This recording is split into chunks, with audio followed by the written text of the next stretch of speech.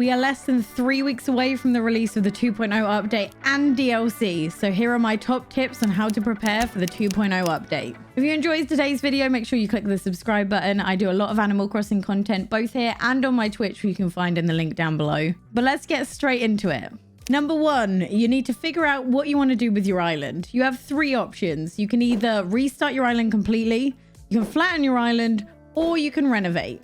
So let's go through them. Restarting is the only way to change the position of your resident services and your river mouths. So if you really need that, then restarting is your only option. But please remember, if you restart, you're going to lose all your bells, all your Nook miles, and all your progress in terms of DIYs and Critterpedia. I know a lot of people go to Treasure Islands for their resources, but they are going to be very busy and are already very busy because a lot of people have been restarting. Me personally, I think the biggest risk with restarting is going to be the Nook miles, and we'll go through just why you want to start saving them up in a little bit. If you want to keep your Nook miles and all your other resources, then your next bet is to flatten. However, flattening is not for the faint of heart. A lot of people have said they flattened their island and regretted it because it's really hard to be creative when you literally have nothing in front of you. I only really think this is appropriate for those who are well-practiced decorators. The final option is renovate, and this is the least intrusive of all of them and just involves taking small or medium-sized patches of your island and completely doing those over.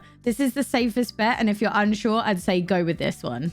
The second thing you're going to want to do is start hoarding those Nook Mile tickets, and there is so many reasons why you need a lot of them. Someone added together all the things you can buy from the Nook terminal, and not including items, they already cost 18,000 Nook Miles. This is just things like being able to customize the fences, the camera upgrade, the cooking DIYs, and the reactions. On top of all this, capping costs 1,000 Nook Miles per trip. Nook Miles, not Nook Mile tickets. So there is no way getting around this. You're going to have to grind for your Nook Miles the good old-fashioned way. If you're short on Nook Miles, I recommend going through the phone app and seeing all the achievements you're close to finishing and going for those ones to get Nook Miles fast. It is worth noting we might get new achievements with the update, so hopefully that will give an easy way to get a few more Nook Miles. Third thing you're going to want to do is start saving up for those bells also. This is slightly easier to do if you like going to Treasure Islands, but important nonetheless. We got shown in the trailer that you can have up to 3 new house storage upgrades. In order to expand your house storage last time, you needed to have your house loans completely paid off, including the basement. The last storage upgrade cost 500,000 bells,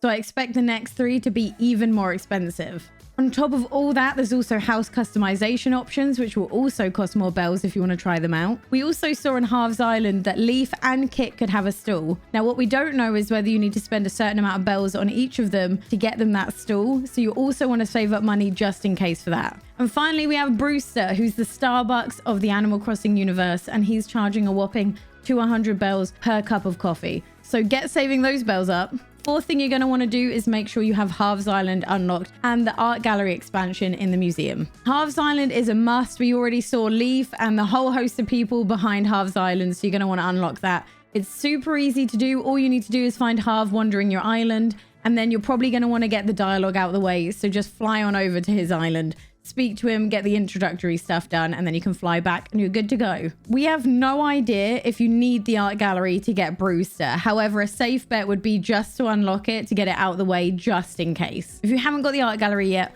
all you need to do is run around and find Red on your island and buy the painting off of him and go hand it to Blathers. If this doesn't unlock the art gallery, then you need to make sure you have 60 things donated to Blathers, and the art upgrade should happen the next day. The fifth thing you want to do is make some space on your island. This can be as big or as small as you want. I do recommend that you come up with a theme before you make this area though, only because there may be so many items in the update that it's going to be really hard to decide what you want to do. And having a theme just narrows it down before you start. When you're planning these sections, remember you get 2 additional inclines and bridges to put on your island. So hopefully this helps with designing the new area. You also might want to start thinking about which villagers you're going to give the boot, because let's be honest, you don't want Shino. What's wrong with you? Beautiful. The sixth thing you want to do is get your house ready. There are going to be so many new items. We're going to have the petition walls and everything to add. So you might want to gut 1 room, 2 rooms, all of the rooms ready for all these new things. And also, as a minimum, you're going to want room in the kitchen area for a stove so you can cook things up. I personally, I'm just going to start from scratch. I didn't put that much effort into internal decorating anyway, so I'm looking forward to all these new items to actually give me the kick to go do it. The final and most important thing you can do is go on your Switch, make sure you're connected to the internet, and make sure you have auto updates turned on.